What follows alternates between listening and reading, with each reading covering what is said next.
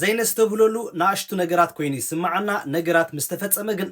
ዓቢ ሳዕቤን ሒዙልና ዝመጹ ዘሎ ሽግራት ከነስተብለሉ ይግባአና ከም ኣብነት ሓደ ሰብ ይደው ኢልለይ ከምዚ ሽግራ ጓኒፍንሲ እንታይ ተገበርኩ ይሕሸኒ ባህሊ እዚ ሰብ እዚ ሓደ ይፈልጠየ ባህሊ እሞኻ ካብ ካልእ ዜጋ ዝኾነ እዩ እዚ ሰብ እዚ ሓቲትዎ እቲ ሕቶ ነዚ ይመስል መጀመርያ ግዜ እዚ ሰብ ካብ ሓደ ዝፈልጦ ሰብ ከምዚ ጌርካ ሰልዲ ተቐበለለይ እሞ ምስ ተቐበልካለይ ኣነ ካብቲ ንስኻ ዝተቐበልካዮ ክሳብ 20 ሚእታዊት ንዓኻ ኣትሪፍካ እተረፉኻ ንዓይ ክትህበኒ ኢኻ ኢልዎ እዚ ሰብ እዚ ኸኣ ብኸፍካ ሰልዲ ብኸፍካ ስራሕ መፅያ ኢሉ ኦኬ ኢልዎ ከባቢ 250,000 ዝኸውን በቢግዜ ገይሩ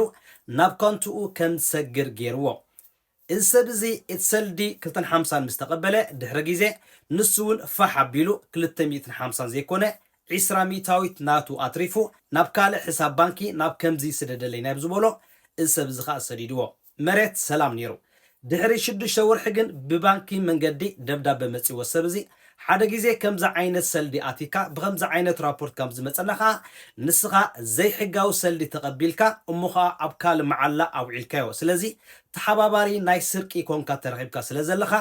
በዚ መንገዲ እዚ ንሕና ክንሓተካ ኢና በዚ መንገዲ እዚ ኸኣ ተኸሲስካ ኣለኻ ቀዳምነት ነገር ተጠቃሚ ናይዚ ባንክና ኣይክትከውን ኢንኻ ከም ተወሳኺ ነገር ከዓ እቲ ስኻ ተቐቢልካዮ ዝነበርካ ሰልዲ ኣበይ ኣሎ ናብ ከመይ ኮንቶ ኣስኪርካዮ ስለዚ ሓቲትካ ወይ ምለሶ ባዕልኻ ወይ ድማ ንሕና ነዚ ነገራት እዚ ካብ ናትካ ሕሳብ ከነጉድሎ ኢና ዝብል ሕቶ እዩ ድሕሪ ግዜ መፂዎ እዚ ሰብ እዚ 20% ናይቲ ዝኣተዎ ክረብሕ ክብል ኣብ ዘይተፀበዮ ደልሃመት ኣትዩ ማዓት ክሳራ ናይ 250,000 ከሲሩ እቲ ባንክ ከዓ ዓፂዎ ስለዚ ሲ ከምዚ ገይረ ባንክ ተዓፅየስ እንታይ ክገብር ይኽእል ባህሊ ገለ ሰባት ከም ዝብል ሓሳብ ክህልወና ይኽእል እዩ ስለምንታይ መንስኺ ናፍቶም ዝሰደሎም ዓይነት ሰባት ዘይሓቶም ንዓኣቶም ዘየትሕዞም ዝብል ሕቶ ክህልወካ ይኽእል እዩ ሰብ እዚ ግን ናይዚ ሃገር ኣካውንት ዘይኮነ ናይ ካልእ ናይ ወፃኢ ሃገራት ኣካውንት ገይሩ ይነሰልዲ ፋሕ ኣቢሉ ከም ዝኸይድ ገይርዎ ስለዚ እዚኣቶም ከዓ ናፍቲ ናብ ካልእ ሃገራት ዝኸደ ሰልዲ ኮንትሮል ክገብርዎ ስለ ዘይክእሉ ንዓኣቶም ሒዞም ኣበየሎ ሰልዲ ክብልዎም ስለ ዘይክእሉ ቀዳምነት ነገር ናፍቲ ተቐባሊ ሰብ እዮም ዝሕዙ ኣብ ኢዶም ዘሎ ማለት እዩ እዚ ሰብ እዚ እንታይ ገይሩ ሃከ ገይሮም ናይ ካልኦት ሰባት ሰልዲ ሰሪቖም ናብ ኮንትኡ ከም ዝሓልፍ እዮም ገይሮሞ ንሳቶም መታን ከይሕተቱ ከዓ እንደገና እቲ ሰልዲ ተሓታታይ ገይሮም እቲ ሰልዲ ከዓ ናብ ካልእ ሰብ ኣስኪሮሞ ስለዚ ይሕዋት ብዙሓት ሰባት ኣለና ብከምዚ ዓይነት ክንዳናገር ንኽእል እሞ ከዓ 2-3 ኤግዛምፕላት ሰሚዕ ኣለኹ ግን ውሑድ ሰልዲ ስለ ዝነበረ ብዙሕ ኣይተገደስኩሉን ኣብዛ ግዜ እዚኣ ግን 250 ጥራሕ ዘይኮነ እሞ ከዓ ረንተ ወሳኺ ነገር እሞ ከዓ ናይ ባንኪ ሕሳቡ ክዕፀ ምዃኑ ስለዚ እንታይ ክንገብር ክንክእል ኣለና ካብ ከምዚ ዓይነት ዓዘቕቲ ዝኾነ ሓሸውየ ክንእለ ክንክእል ኣለና ሰሪሕኻ ዘየምፀኻዮ ሰልዲ ክረብሓሉ እየ ቢዝነስ ዓይነቱ ሓሳብ ትሓስብ እንድሕር ሃሊኻ ንስኻ ፅባሕ ንግሆ ንኩሉ ነገራትካ ክትሓስብ ክትክእል ኣለካ ከም ተወሳኺ ግን ኣብ ወረቓቕትኻ ኣብ ዶኩመንትኻ ይባላሾ እዚ ሰብ እዚ ሰራቂ ወይ ድማ ተሓባባሪ ዝብል ወረቐትካ እውን ክባላሾ ይኽእል እዩ ስለዚ ነዝን ቁንጣሮ ሰልዲ ክንረብሕ ክንብል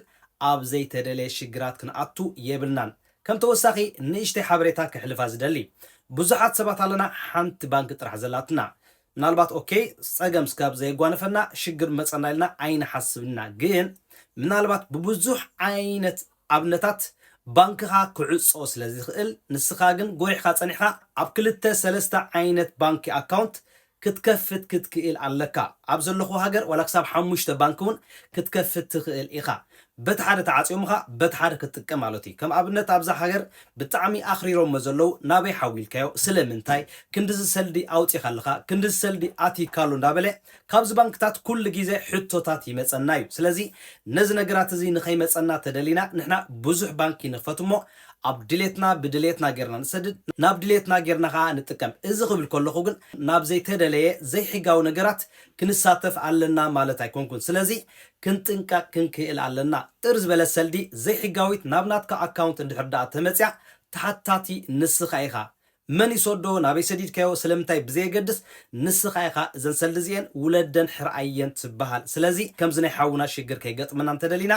ንሕና ክንፀፍፍ ክንክእል ኣለና ምናልባት እቶም ማይ ስቲ ዘበልኩምካ መብዛሕትኦም ኣብ ከምዚ ዓይነት ትዋፈሩ ዝብል ሓሳብ ኣይክህልወንን እዩ ግን መንእሰያት ኣለና ነገራት ሸለል ንብሎ እሞ ፅባሕ ንግሆ ኣብ ካልእ ሽግራት ከእትወና ዝኽእል ብከምዚ ነገራት ክንጥንቀቕ ክንክእል ኣለና ስለዚ ገለገለ ሰባት እውን ናይ ሓሽሽ ያጽድዩ ናይ ብዙሕ ነገራት እዮም ዞም ሰባት እዚኣቶም ብጸሊም ዝኣተወ ሰልዲ ከም ጻዕዳ ገይሮም ከምዚ ቪት ቫስኪን ወይ ድማ ሕጋዊ ሰልዲ ከምስሉ ክብሉ ብዙሕ ነገር ንዓኻ ረብሓ ሂቦም ነሰልዲ እዚ ሕጋዊ ክገብርዎ ጽዕሩ መዓት ስለ ዘለዉ ብከምዚ ነገራት ኣብ ካልእ ሽግራት ከይናኣቱ እምኻ ክንሓስበሉ ዘለና ብወረቓቕቲ ተመርኪስና ኣብ ወረቐት ነብር ክሳብ ዝሃለና ወረቓትኩም ከይተባላሹ ክሳራ ካዋላውን ሰሪሕ የምፅኦ ዝብል ሓሳብ ክህልወና ይኽእል ግን ወረቓቕትና ከይንባላሹ ሓደራ። ስለዚ እዛ ቪድዮ እዚኣ ናብ ከምዚ ዓይነት ሽግራት ከይወድቁ ይሕዋትና ክንሓስብ እንተደሊና ናብ ብዙሓት ሸር ንበላ ላይክ ኮመንት ሸር ዘይምሕማቕ ብዓብዪ ኸዓ ሳብስክራይብ ኣብዚ ዩቲብ ናተይ ቻነል ቴንክ ዩ